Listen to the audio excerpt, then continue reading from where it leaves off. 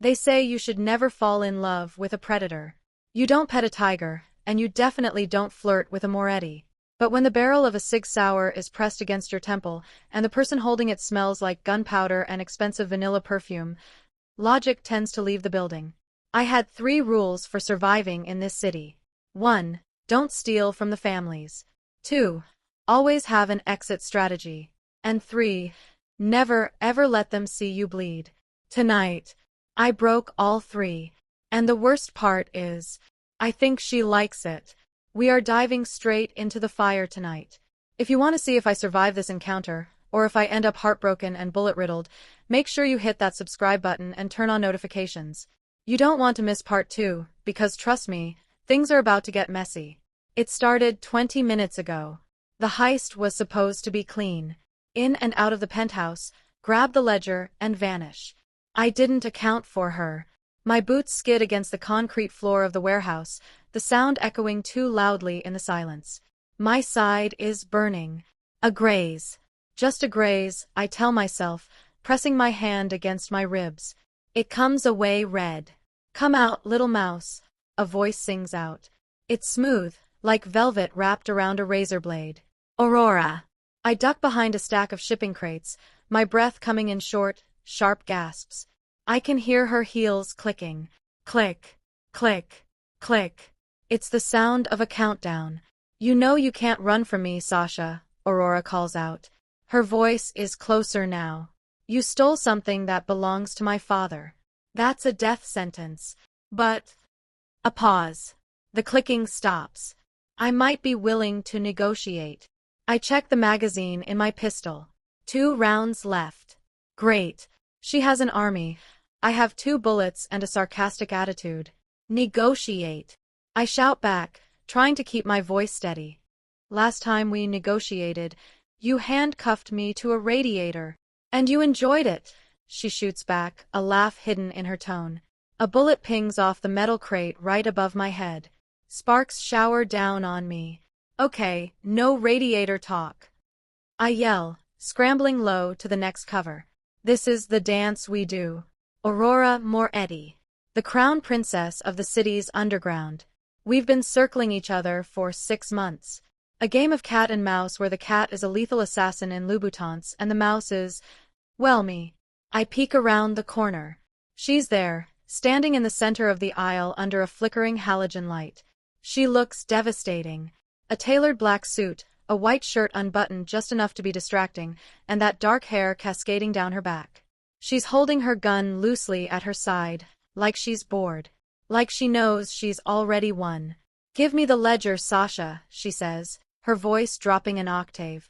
And I won't let the boys outside skin you alive. And what happens to me then? I ask, gripping my weapon. She turns, her dark eyes locking onto my hiding spot. She smiles, and it sends a shiver straight down my spine that has nothing to do with fear. Then, she says, you belong to me. I don't answer with words. I answer with a distraction. I grab a rusted pipe from the floor and hurl it to the left. As soon as her head turns, I bolt to the right, aiming for the service ladder. Sasha! She screams, not in anger, but in frustration. Gunfire erupts. Not from her, from the entrance. Her father's men have arrived. Bullets chew up the concrete at my heels.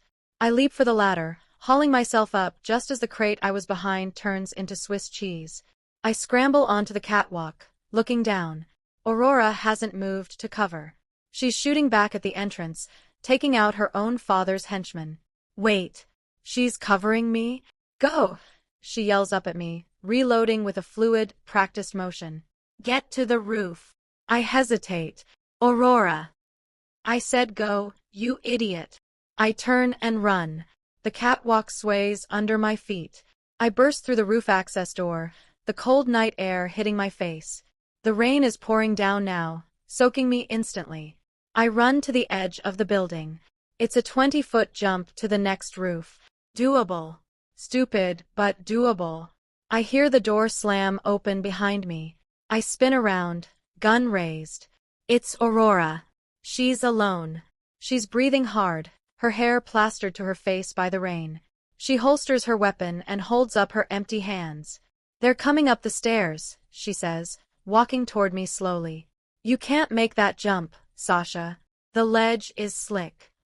Watch me, I challenge, backing up toward the edge. Sasha, stop. Her voice cracks. It's the first time I've heard her sound vulnerable. Please. I freeze. The rain is deafening, but the silence between us is louder. She closes the distance, stopping just inches from me.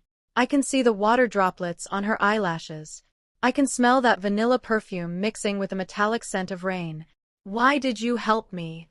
I whisper. Why did you shoot them? Because, she steps closer, invading my space, her eyes searching mine. If anyone is going to be the death of you, Sasha, it's going to be me. She reaches out, her hand trembling slightly as she touches my jaw. Her thumb brushes against my bottom lip. My heart is hammering against my ribs so hard I'm sure she can feel it. The adrenaline from the firefight is crashing into something else entirely. Pure, unadulterated want. Your trouble, I murmur, leaning into her touch despite myself. I'm your trouble, she corrects. She doesn't give me a chance to argue. Aurora surges forward, crashing her lips against mine. It's not a gentle kiss. It's desperate. It's fierce. It tastes like danger and rain. Her hands tangle in my wet hair, pulling me closer, anchoring me to her so I don't fall off the edge of the world. I drop my gun, it clatters on the roof, forgotten, and grab the lapels of her suit, pulling her in. For a second, the gunfire downstairs, the sirens in the distance, the rain, it all fades out. There is only the heat of her body against mine, the softness of her lips, the way she makes a low, desperate sound in her throat when I kiss her back. It's a kiss that promises ruin. It's a kiss that says I own you. She breaks away, breathless, her forehead resting against mine. Her eyes are dark, dilated, burning into me. Give me the ledger, she whispers, her voice husky. I stare at her, dazed. Is that what this was? A distraction? She shakes her head, her grip on my waist tightening. No. The ledger buys your freedom from my father. But the kiss. She smirks, that dangerous, arrogant smirk returning. That was just a down payment. Suddenly, the roof access door bursts open with a crash. 3 men in tactical gear spill out. There they are. Aurora spins around, shielding me with her body. She draws her weapon in a split second. Get behind me, she commands. No chance, I say, scooping up my gun from the wet gravel. We stand back to back, the rain pouring down, surrounded on the roof of a burning city. The woman I'm supposed to hate, and the woman I can't stop wanting. Aurora glances back at me over her shoulder. If we survive this, Sasha, we are finishing what we started. I smirk, cocking my weapon. Deal. 3 targets, 2 guns, and a whole lot of unresolved tension. I squeeze the trigger. And that is where we're going to leave it. Did we make it off the roof? Did I give her the ledger? You'll have to find out in part 2.